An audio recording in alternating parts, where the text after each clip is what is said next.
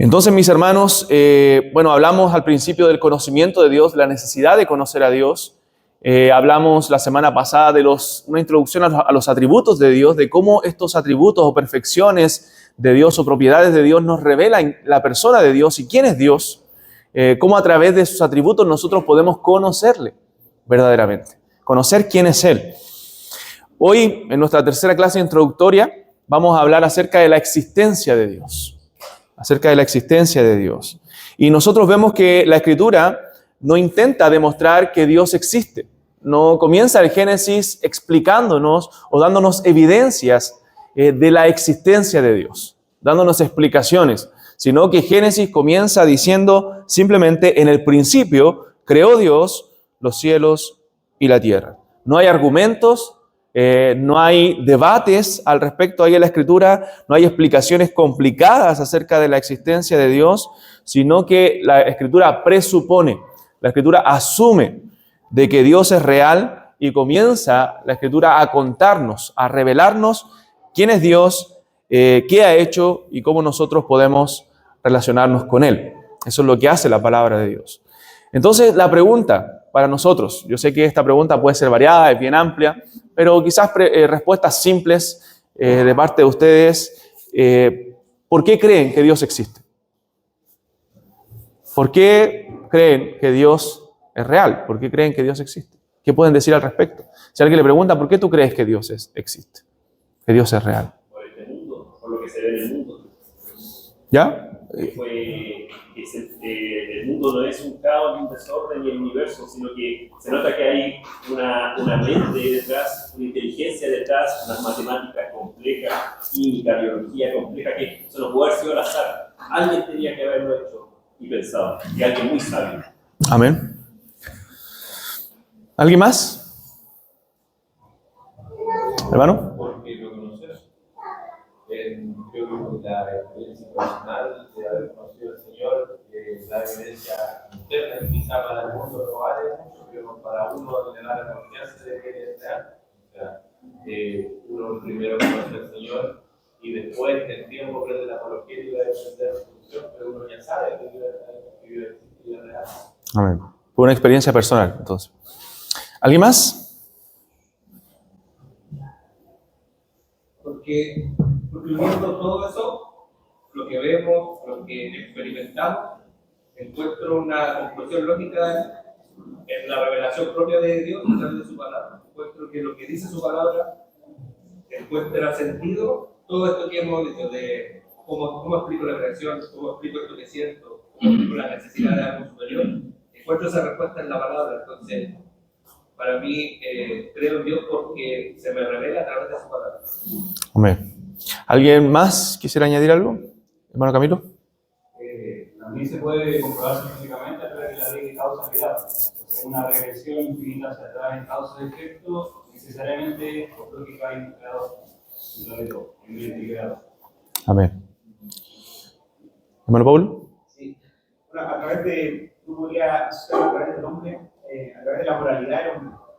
Nosotros entendemos de que la moralidad es algo que no está puesto en el hombre porque nace del hombre, sino porque hay un ser superior que en este caso puso la moralidad en el hombre. Por eso que tenemos que matar, por ejemplo, no es algo que sea fácil, sino que obviamente hay una moralidad del hombre, que hay una conciencia que nos lleva a pensar que matar, por ejemplo, hermano. Amén. Bien, la moral. ¿Alguien más quisiera añadir algo a todo esto? ¿No? Bien, vamos a hablar entonces acerca de esto. Mi idea del estudio de día no es probar la existencia de Dios, porque la Escritura no lo hace. La Escritura presupone que Dios existe y nosotros creemos que tenemos un Dios que es real. Pero lo que sí debemos distinguir entre dos extremos, o sea, el racionalismo, ¿cierto?, que nos lleva a pensar, y bueno, vamos a hablar desde la razón también, vamos a hablar de algunos argumentos filosóficos que, bueno, mencionaron también acerca de la existencia de Dios, que existen a favor de la existencia de Dios, pero cuando nosotros hablamos de nuestra fe, nuestra fe no es racional completamente. O sea, nuestra fe es racional, pero no caemos en el racionalismo. No es que tenemos que simplemente entenderlo o tiene que entrar en nuestra mente para nosotros poder creer que Dios es real o que Dios existe. Algunos argumentos que dieron los hermanos son bastante buenos y reales, ¿cierto? Hay argumentos filosóficos, argumentos que tienen que ver con el pensar en la creación, en el orden, en la moral, y que todo eso nos lleva a un creador o a un ente superior, podemos decir. Pero aún esos argumentos quedan limitados porque no nos revelan al Dios al cual nosotros conocemos. Pero también debemos tener cuidado con otro extremo, que es la superstición, que eso nos acusan mucho. Nos acusan mucho porque ustedes dicen son supersticiosos. Los ateos, sobre todo, ustedes creen en un Dios creado a su imaginación, por experiencia, porque sintieron algo simplemente. Ustedes creen que Dios es real. Pero, bueno, viendo lo que dice el hermano Bruno, también, que es muy importante, nosotros creemos en la existencia de Dios. Nuestra principal razón de por qué creemos que Dios es real y por qué tenemos fe es porque Dios se ha revelado a nosotros y le conocemos a través de su revelación, a través de lo que Él, como decía el hermano Bruno, a través de lo que Él ha revelado, nosotros entendemos también lo que hemos vivido, lo que hemos sentido, lo que hemos experimentado, esa obra de salvación que el Señor ha hecho en nuestro corazón. Nosotros no necesitamos las evidencias externas para creer en Dios. No necesitamos sentirlo constantemente tampoco para creer en Él. Nosotros sabemos que Él es real porque Él se ha revelado a nosotros. Y Él se ha revelado de una manera especial a través de su palabra. Lo hemos dicho la semana anterior, a través de su palabra escrita y a través de su palabra encarnada, que es nuestro Señor Jesucristo. Entonces creemos en Dios porque Él mismo se revela a nosotros en su palabra. Todos los seres humanos nacemos con esa conciencia profunda de que Dios existe. Es algo que el hombre lleva dentro. Calvino lo llamó como el sensus divinitatis, o sea, ese sentir de que Dios es real, ese saber interno del hombre, esa conciencia más bien del hombre de que hay un Dios, de que Dios es real, de que Dios existe. Todos nacemos con esa conciencia. Al hombre, al niño no se le enseña que hay un Dios, que hay un ser supremo. El hombre nace con esa conciencia porque fuimos creados por Dios y a imagen de Dios. Aunque el pecado lo haya oscurecido, aunque el pecado lleve al hombre a creer en otros dioses o a adorar otras cosas, hay una conciencia en el corazón del hombre de que Dios es real. Por eso, hermanos, el ateísmo como lo conocemos hoy, eso de no creer en nada, eso es una invención moderna, es algo moderno. No es algo que existía en siglos atrás, años atrás. Porque siempre el hombre creyó, ¿cierto?, en un ser supremo, ya sea en el Dios de la Biblia o en otros dioses. De hecho, en un periodo de la historia, a los creyentes, a los cristianos se les llamó ateos, a nosotros nos llamaban ateos, por el hecho de creer en un solo Dios, porque la gente creía en muchos dioses. Entonces a los cristianos se les llamaba ateos en los primeros siglos de la historia. Entonces cuando miramos la Escritura, incluso como decía también el hermano Víctor, miramos la creación, miramos el orden, todos vemos a un creador, vemos la evidencia de que Dios es real. La evidencia aparece por todas partes. Si vemos la ciencia, la biología, la astronomía, la historia, nuestra propia conciencia, como decía, la moral, como señalaba también el hermano Paulo, nos habla de un creador inteligente, de un diseñador. El universo es tan ordenado, hermanos, la complejidad, como decía el hermano del universo, la complejidad, la composición del ser humano, de la vida, el comienzo del cosmos, todo eso nos hace sentido de que hay un Dios, de que hay un ser supremo. Pero esa revelación, la revelación general, como lo hablamos, es insuficiente para que el hombre pueda conocer verdaderamente a Dios. El hombre, para conocer verdaderamente a Dios y conocer que Dios es real, el Dios de la Biblia, entonces necesita esta revelación especial, necesita lo que nosotros hemos recibido, que Dios se nos revele de manera especial a nosotros a través de su palabra. Entonces, esto nos debe llevar a nosotros a reconocer con humildad que Dios se ha revelado a nosotros claramente en las Escrituras reconocer también que todos llevamos una conciencia de Él desde que nacemos y que tanto la creación como la razón humana confirman lo que la Biblia ya declara desde el principio, que Dios existe y que, hermanos, vale la pena conocerlo, amarlo y confiar en Él. No podemos poner la razón por encima de la fe. Nosotros creemos por la fe y no ponemos la razón porque para nosotros es imposible poder alcanzar a Dios. Recuerden que hablamos que hay una distancia enorme entre la criatura y el Creador, y nosotros por la razón no podemos alcanzar el conocimiento de Dios. Teníamos que creer lo que creían los gnósticos, que hay un conocimiento supremo, un conocimiento especial, el cual debemos adquirir para nosotros poder llegar a ser salvos o más santos. La razón humana no entiende, no puede comprender al Dios verdadero porque Dios habita en luz inaccesible. Dios es incomprensible. Cuán insondables, dijo Pablo, son sus caminos. Entonces Dios no es un descubrimiento de la razón, no es un descubrimiento de la mente humana, sino que Dios ha bajado, Dios ha descendido, Dios se ha revelado a nosotros para que nosotros podamos comprenderle, para que podamos conocerle verdaderamente. Entonces todo nos lleva al Señor. Entonces el ateísmo, la Biblia le llama una necedad, es necio, el que dice en su corazón no hay Dios, y para ser ateo hay que negar todas las evidencias que nosotros tenemos de la existencia de Dios, porque todo da evidencia de que hay un Dios. Un ateo no puede responder a preguntas como ¿quién creó las matemáticas? ¿Quién creó las leyes de la física? Porque no fueron creadas, todo fue descubierto solamente por el hombre. Todas estas leyes fueron descubiertas, pero hay un creador que fue Dios que le dio orden a este mundo, que le dio orden al universo.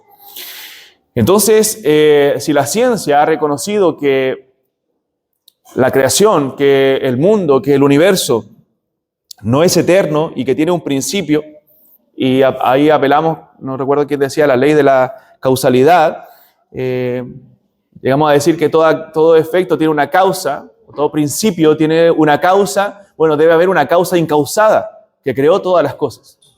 Y esa causa incausada es Dios.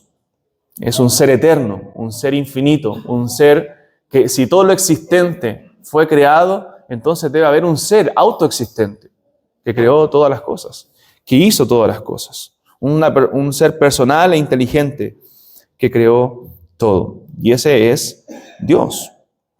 Entonces, hermanos, Dios es conocible porque Él se revela. Él se ha revelado. Nosotros le conocemos porque Él se ha revelado. Todo conocimiento de Dios depende enteramente de que Dios se dé a conocer.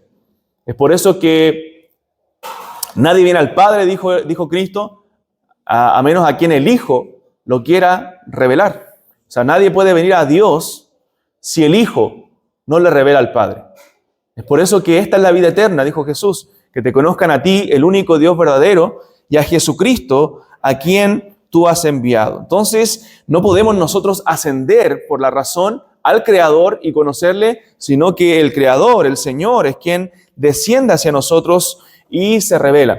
Desciende hacia nosotros en su revelación. Por eso hablamos que en la Biblia hay muchos, lo que se llama, y lo vamos a ver más adelante, antropomorfismos y antropopatismos. ¿Qué son esas figuras literarias de la Escritura? Son figuras que nos tratan de explicar a Dios de una forma humana en que nosotros podamos entender.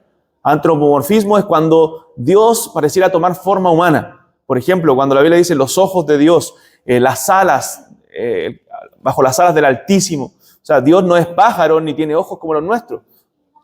O si hablamos del corazón de Dios, Dios no tiene un cuerpo humano como el nuestro. Pero la Biblia trata de mostrarlo de una forma en que nosotros podamos entender. En cierto sentido, rebajar a Dios para que nosotros podamos comprenderlo y conocerlo verdaderamente.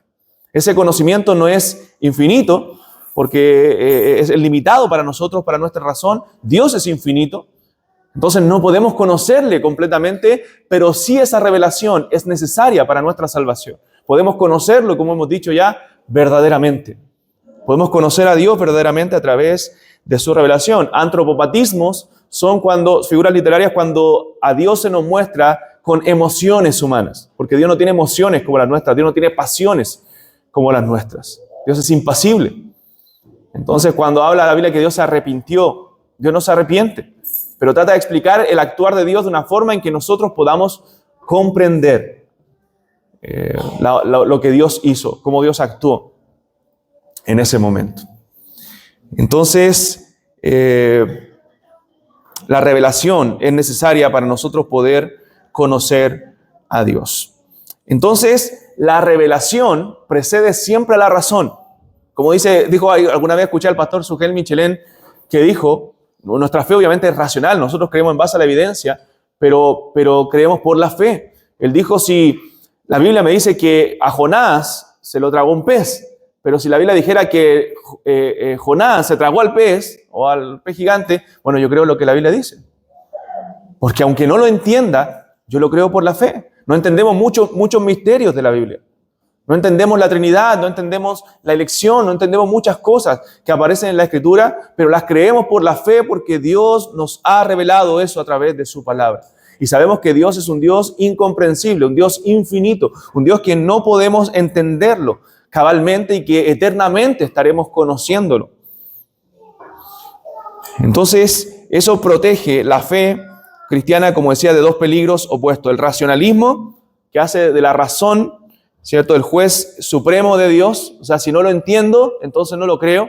Y está el racionalismo teológico, ¿cierto?, que trajo doctrinas que hoy día afectan a la fe cristiana, sobre todo en Europa, incluso en ciertos círculos de nuestro país, que es el liberalismo teológico, donde comienzan a dudar de ciertos pasajes de la Escritura, donde comienzan a dudar de ciertas doctrinas de la Escritura, de la inerrancia de la Escritura. Entonces, nosotros no ponemos la razón por sobre la fe. Si bien nuestra fe es racional, la fe está por sobre la razón. Entonces nos protege del racionalismo, pero también del misticismo subjetivo, que simplemente reduce toda la verdad o la revelación a experiencias interiores. No es que yo lo creo porque simplemente lo sentí. No, si hay experiencias, pero esas experiencias las entendemos a la luz de lo que se nos ha revelado de Dios, a lo que Dios nos ha revelado en su palabra. Entonces el conocimiento de Dios, hermanos, no es una construcción humana, no es algo que el hombre construyó pensando filosóficamente, simplemente o sintiendo a través de la experiencia, sino que es en base a lo que nos ha sido revelado. Nosotros no podemos creer lo que queramos. ¿Sabe por qué hay tantas denominaciones y tantas iglesias? Porque algunos creen lo que quieren acerca de Dios. Nosotros debemos creer de acuerdo a lo que la palabra de Dios enseña, a lo que la palabra de Dios ha revelado acerca de Dios. Entonces, la teología, y cuando hacemos teología y cuando hablamos acerca de Dios, la teología no comienza desde el hombre buscando a Dios, buscando respuestas, sino Dios dándose a conocer al hombre. Dios revelándose a nosotros. Porque si Dios nos hubiera dado a conocer, Dios nos hubiera revelado, hermanos, estaríamos perdidos. Estaríamos perdidos, sin ninguna luz de Dios en nuestras vidas. Entonces Dios nos creó, como bien decía Calvino, esta palabra en latín, que es el sensus divinitatis, que es la conciencia o el sentido de lo divino. Hay un sentido de lo divino, hay una conciencia de lo divino en el hombre, en el ser interior del hombre. O sea, todos los seres humanos poseen una disposición innata hacia el conocimiento de Dios. También se le llamó la semilla de la religión. Es la semilla de la religión que está en el corazón del hombre. Y eso concuerda con lo que dice Romanos, capítulo 1. Vamos ahí, Romanos capítulo 1.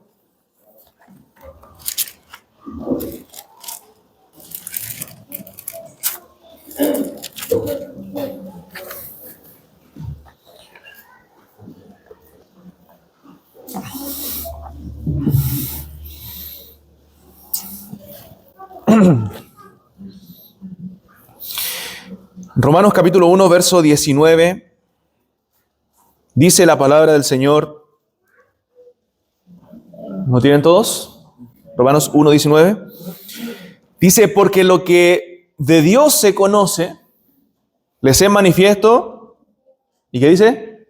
Pues Dios se lo manifestó. O sea, lo que de Dios conocemos es manifiesto, pues Dios se lo manifestó. Dios se dio a conocer. Porque las cosas invisibles de Él, su eterno poder y deidad, se hacen claramente visibles desde la creación del mundo, siendo entendidas por medio de las cosas hechas, de modo que no tienen excusa. Pues habiendo conocido a Dios, No le glorificaron como a Dios, ni le dieron gracias, sino que se envanecieron en sus razonamientos y su necio corazón fue entenebrecido.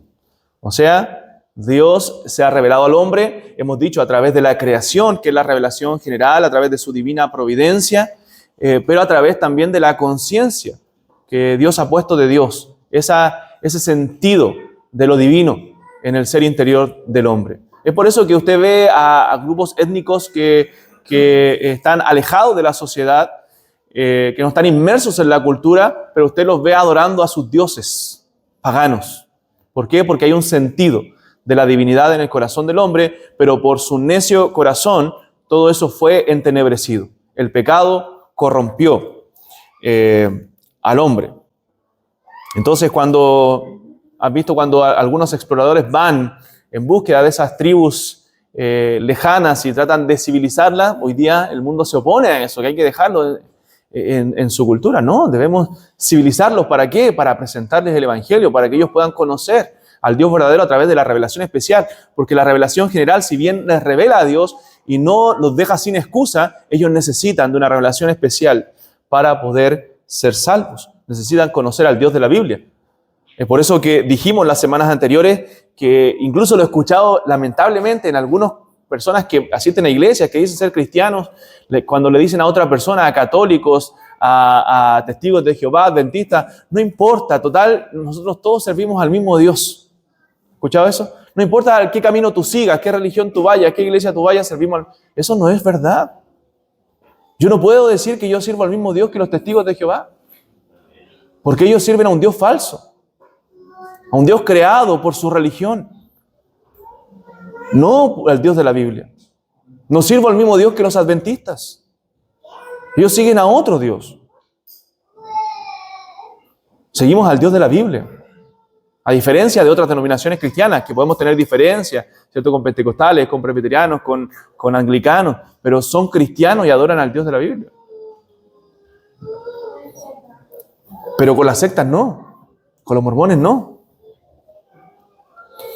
Entonces, hermanos, el Dios de la Biblia no es una construcción humana, sino Dios revelándose a nosotros. Dios revelándose a nosotros. Entonces, lo que Dios se conoce, lo conocemos porque Dios lo ha manifestado.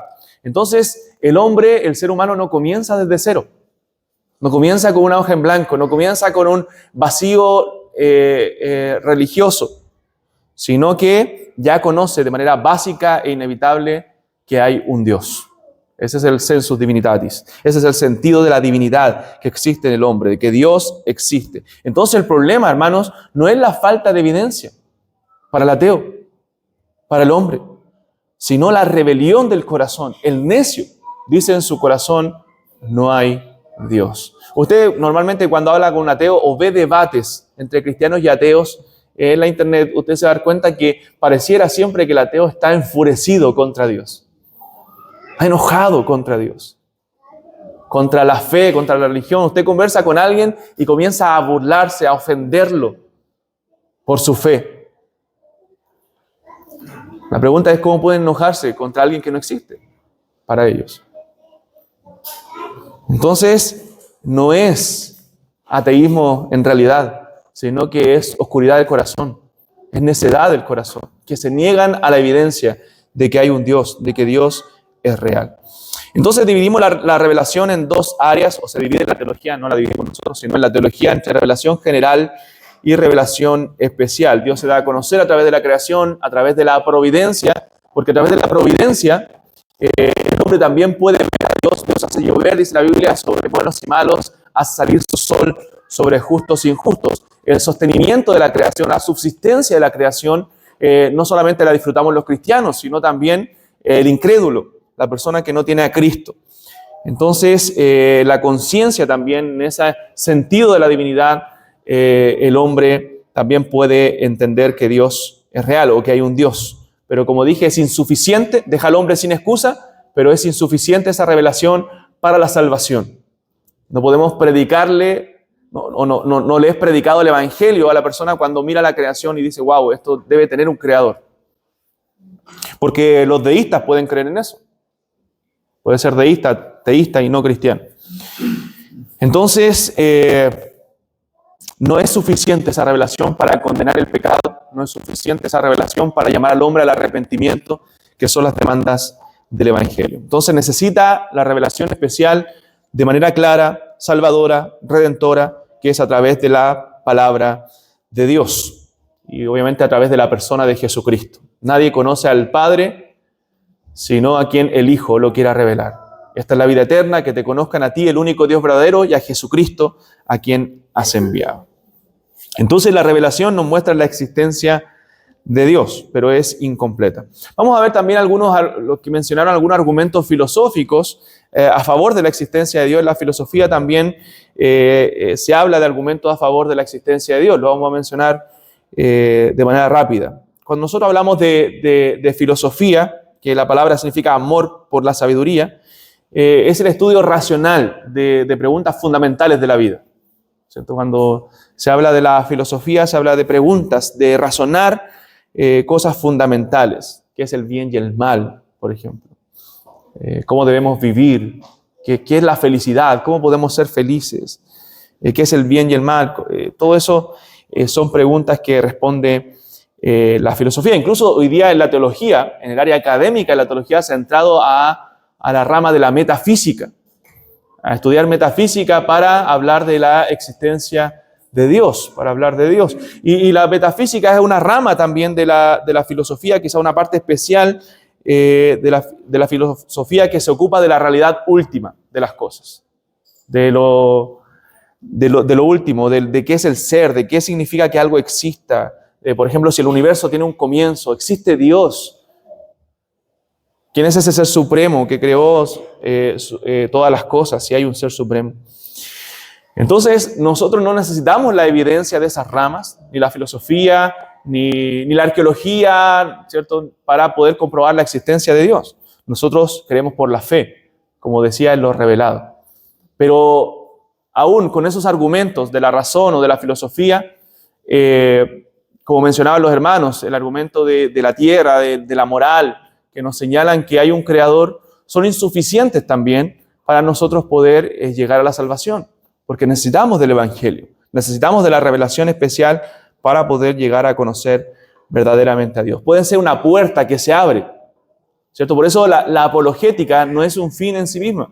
Cuando alguien se prepara en la apologética o defiende apologéticamente ciertas posturas bíblicas o la existencia de Dios en las universidades y todo eso, no es un fin en sí mismo, porque si mi fin es simplemente ganar un debate, no tiene ningún sentido. Es una puerta que debe abrirse la apologética para poder llegar al Evangelio. Si no llego al Evangelio, entonces no cumplí el propósito. No es simplemente demostrar ciertas cosas, sino que puedo usar la apologética como una herramienta para llegar al Evangelio. Porque yo puedo demostrar, ¿cierto?, el diluvio a través de la apologética, ¿cierto? Hoy día hay libros de respuesta en Génesis que nos hablan de eso. A alguien que no cree o que cree en los millones de años, pero después no cambiar nada en su vida, no causar ningún impacto, ni llevarlo a un conocimiento de Dios. Entonces debo a través de la apologética ver cómo llego al Evangelio. Por eso critico muchos círculos apologéticos que lo que hacen es simplemente defender ciertas posturas en ciertos lugares, pero sin llegar al Evangelio. El fin debe ser llegar al Evangelio, porque el hombre necesita una revelación especial para poder llegar a la salvación. Sin el Evangelio el hombre no puede ser salvo. Porque, hermanos, no es falta de evidencia el ateísmo. No es falta de evidencia, es la necedad del corazón, es las tinieblas del corazón. Necesitan el Evangelio para poder ser salvos. No simples evidencias. Entonces, el hombre entiende todas estas preguntas filosóficas o metafísicas desde el punto de vista nihilista, existencialista, materialista, humanista, pero nosotros lo entendemos de una cosmovisión cristiana. De una cosmovisión cristiana, entendiendo que hay argumentos a favor de la existencia de Dios. Entonces, ¿cuáles son estos argumentos clásicos que lo planteó también un teólogo del pasado que se llama Tomás de Aquino? Y bueno, el argumento cosmológico es uno de ellos. Me gustaría haber hecho, no tuve tiempo para hacer una presentación y poder presentárselos para que lo guarden, pero después les puedo compartir si no llegan a anotar o quieren saberlo con más detalle. Uno es el argumento cosmológico, que es Dios como la primera causa de todas las cosas, o sea, como El hermano Víctor, en otras palabras, lo mencionó, que todo lo que existe tiene una causa, porque el universo no puede explicarse a sí mismo, tuvo un comienzo y depende, aún el universo aún depende continuamente de algo o de alguien. Y la palabra de Dios lo explica. Por eso la revelación especial nos explica todos esos argumentos a favor de la existencia de Dios. Porque ¿qué dice la Escritura? Que todas las cosas por Él subsisten. Todas las cosas por Él fueron creadas. Y sin Él, dice Juan, nada de lo que ha sido hecho fue hecho. Pero Colosenses 1 nos dice que todas las cosas en Él subsisten. Él es a través de su divina providencia, a través de su poder, hace subsistir todas las cosas. Entonces este argumento filosófico de la existencia de Dios, que es el argumento cosmológico de que hay un ser inteligente que hizo todas las cosas, que la materia no apareció de la nada, sino que alguien creó la materia, nos habla de un ser supremo, pero no nos revela el Dios de la Biblia, es insuficiente. Es insuficiente esa revelación y necesitamos la palabra de Dios. Entonces, este argumento nos dice si la materia tiene una causa, esa causa debe ser eterna, debe ser autoexistente, no puede regirse porque Dios no se rige bajo las leyes de la física, sino que es autoexistente, es eterna. Y esa causa es Dios. Pero la revelación especial nos revela que ese Dios es trino, por ejemplo, que ese Dios es inmanente a la creación y quiere tener relación con su creación a través de Cristo. Pero el argumento cosmológico no nos lleva a entender la Trinidad de Dios, por ejemplo, ni la obra de redención. Entonces necesitamos la revelación. Ese es un argumento. El siguiente argumento es el teleológico, que también se mencionó, creo, que es el argumento del orden y el diseño. Que la creación exhibe un orden, una armonía y propósitos asombrosos. Nosotros podemos ver cómo funciona todo en la creación, cómo funciona todo el universo, cómo la traslación, la rotación de la Tierra, todo, el invierno, el verano, el sol, la luna, el día y la noche, todo eso es ordenado. Entonces el mundo no es un caos accidental, dice esta postura, sino que es un cosmos, es algo ordenado, es un sistema ordenado y bello. Entonces ese orden nos lleva a la existencia de un ser inteligente, de alguien que creó todas las cosas, de un ser supremo y sabio que creó todas las cosas. Y bueno, la Escritura nos dice, la Escritura nos revela que es Dios. En el Salmo 19 dice que los cielos cuentan la gloria de Dios y el firmamento anuncia la obra de sus manos. O sea, para poder tener una revelación plena, no necesitamos solamente esos argumentos filosóficos, sino que necesitamos la Escritura. Necesitamos que Dios, a través de su palabra, nos revele lo que Él hizo en su creación. El siguiente argumento es el argumento que mencionó el hermano Pablo también, que para mí es un argumento muy fuerte, que es el argumento moral. O sea, hay la existencia de una ley moral universal. El hombre, y eso lo dice la Escritura también en Romanos capítulo 2, nos dice que las obras de la ley fueron escritas en el corazón del hombre. O sea, están en la conciencia del hombre. Porque dice Romanos 2, que los que no tienen ley, ¿recuerdan? Hablando de la ley moral, hablando de los 10 mandamientos, de la ley de Dios, que le era dada en el antiguo pacto solamente a Israel. Los profetas eran dados y la revelación al pueblo de Israel. Los gentiles, dice Pablo, que no tienen ley, hacen por naturaleza lo que es de la ley. O sea, por naturaleza hacen lo que es de la ley. ¿Qué significa eso? Que esa ley hacen cosa de la ley o de acuerdo a la ley por naturaleza, porque esa ley fue escrita en sus corazones. Esas obras de la ley fueron escritas en sus conciencias. ¿Qué significa eso? Que al hombre no le enseñan a entender que matar es malo. El hombre nace con esa conciencia. Aun cuando no había ley, Caín entendió que matar a su hermano Abel era malo, a pesar de que lo hizo. Aunque esa conciencia se puede cauterizar, esa conciencia se puede entenebrecer, el hombre nace con la conciencia de que existe el bien y el mal, ¿no? De que hay leyes morales, de que hay cosas que son malas. Entonces, nosotros podríamos decir que si Dios no existe, entonces ¿quién dice que matar es malo? Si Dios no existe, ¿cómo podemos definir o diferenciar los actos de bondad, de justicia, a las cosas que son malas? Entonces la ley moral, el argumento moral, más bien nos señala, nos apunta a que hay un Dios que ha escrito esa obra de la ley en nuestros corazones y que nos señala qué es bueno y qué es malo. Hay una conciencia puesta en nosotros que nos dice qué es bueno y qué es malo. Entonces, si Dios no existe, entonces nosotros no podemos definir qué es bueno y qué es malo. ¿Quién lo define? Cuando nosotros decimos quién define qué es bueno y qué es malo, vamos a la Biblia, a la Escritura, a la palabra del Señor. Dios es el que define eso. Hoy día aquí se han redefinido otros conceptos como familia, que se han redefinido conceptos como el amor. Cuando nosotros nos preguntan qué es el amor o qué es la familia, ¿a dónde vamos? A la palabra de Dios, a la Escritura. No decimos como la comunidad LGTB, amor es amor. No, amor no es amor. El amor lo define Dios. Y si hablamos del amor de pareja, hablamos de que el amor solamente existe entre un hombre y una mujer. No existe entre dos hombres. ¿Sabe cómo se llama eso? Abominación, perversión. Entre dos hombres, entre dos mujeres. No es que yo la amo, no, es que hay una relación perversa, aborrecible delante de Dios entre ustedes. No amor, eso no es amor. El amor lo define Dios, porque el amor no hace nada indebido. El amor no busca lo suyo. Entonces, eso no es amor. El amor lo define Dios. Entonces, ¿quién define la moral? ¿Quién define lo que es bueno y lo que es malo? Dios. Y si no hay Dios, entonces, ¿quién dice que es bueno y que es malo? Hagamos cualquier cosa. Por eso aún las constituciones de los países, de muchos países, se han hecho de acuerdo a los principios de la palabra de Dios.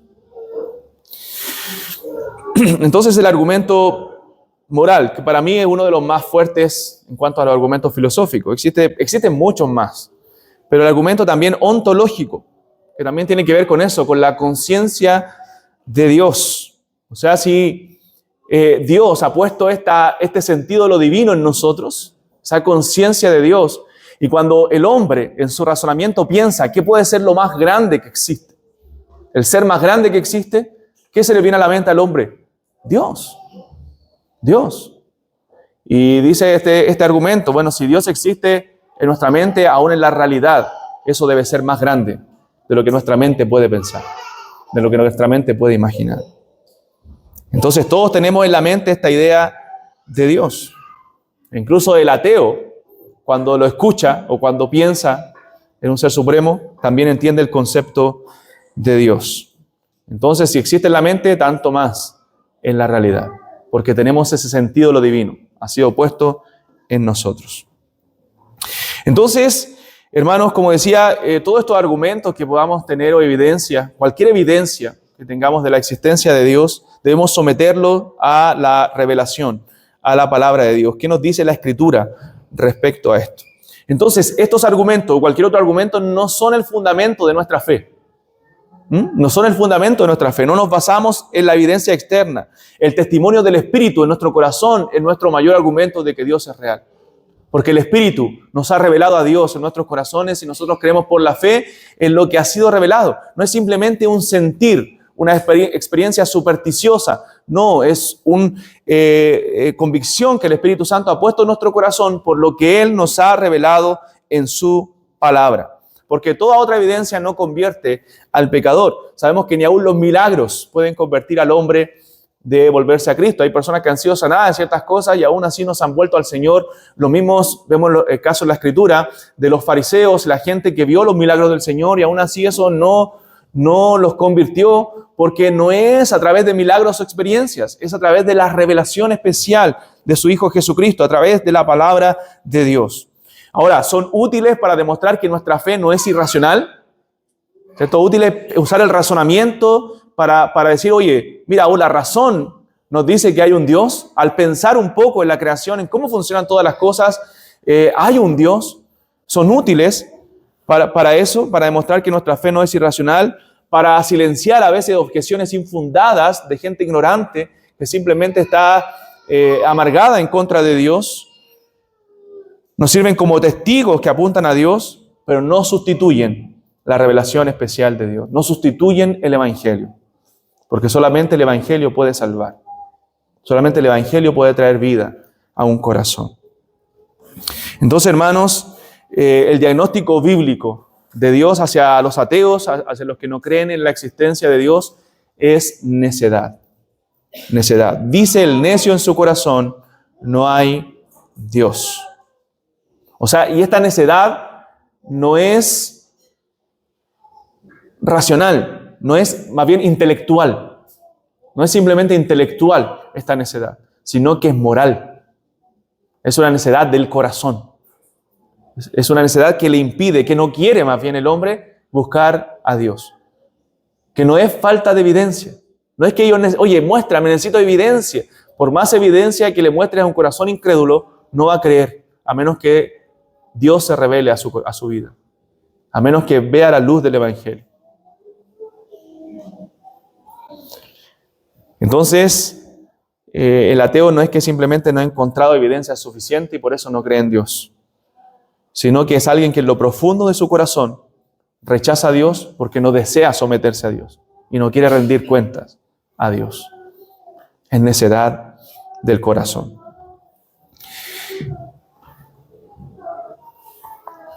Leamos Romanos 1 de nuevo. Romanos 1.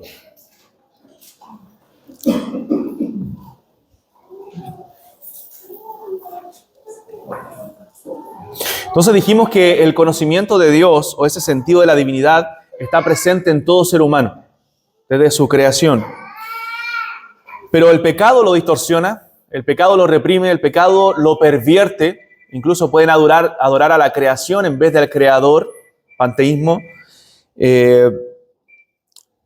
porque ellos simplemente suprimen la verdad con injusticia, dice Romanos. Mire, dice verso 20, porque las cosas invisibles de Él, su eterno poder y deidad, se hacen claramente visibles desde la creación del mundo, siendo entendidas por medio de las cosas hechas, de modo que no tienen excusa. O sea, todo lo que es Dios, o los atributos de Dios se revelan también a través de su creación, su poder, las cosas invisibles de Él, su poder y deidad.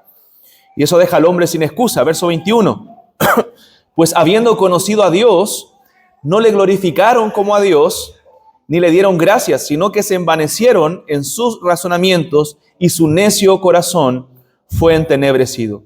Profesando ser sabios, se hicieron necios. ¿Se da cuenta que la necedad del ateo es moral y no intelectual? Porque nosotros vemos personas muy inteligentes que son ateas. Muy inteligentes. Intelectualmente muy capaces. Pero necios moralmente. Necios espiritualmente. No conocen a Dios, no tienen a Dios. Entonces puede coexistir la necedad del corazón con una gran inteligencia.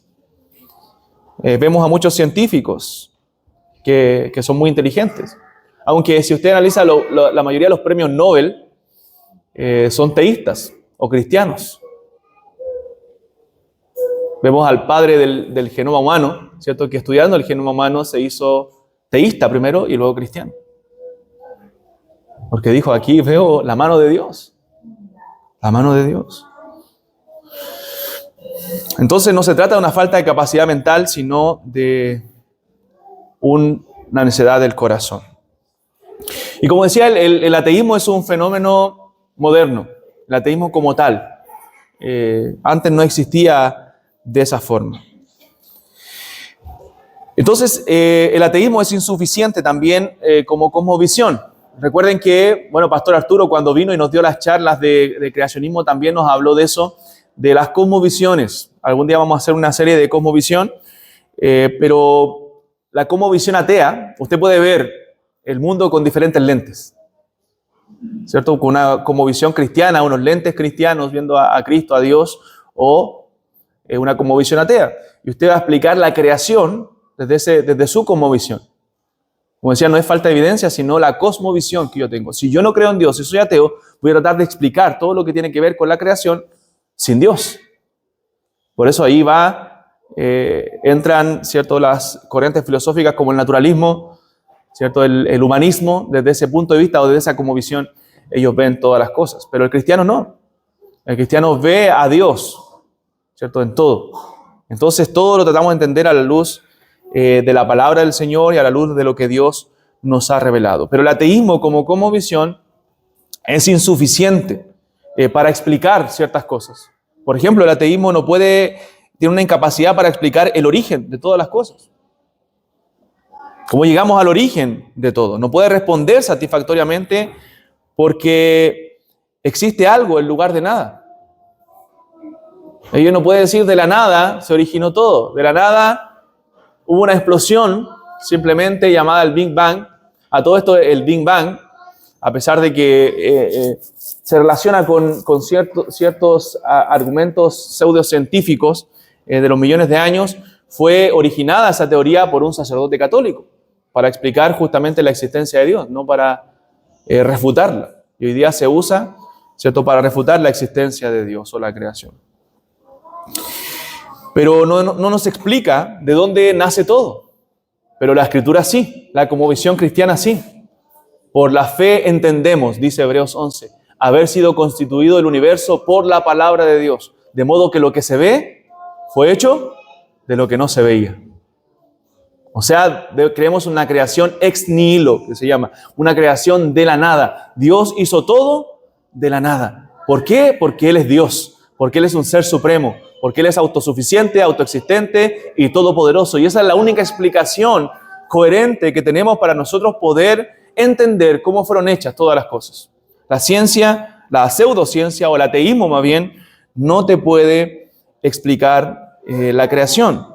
La idea de que el universo surge de la nada o se causa a sí mismo es débil, es filosóficamente débil y también problemática. Por eso hoy día hay muchas teorías, que son teorías, y en el colegio o en la universidad la enseñan como algo cierto, como algo seguro. Son teorías, simplemente, que no pueden comprobar acerca de la creación. Problema también de sentido de propósito.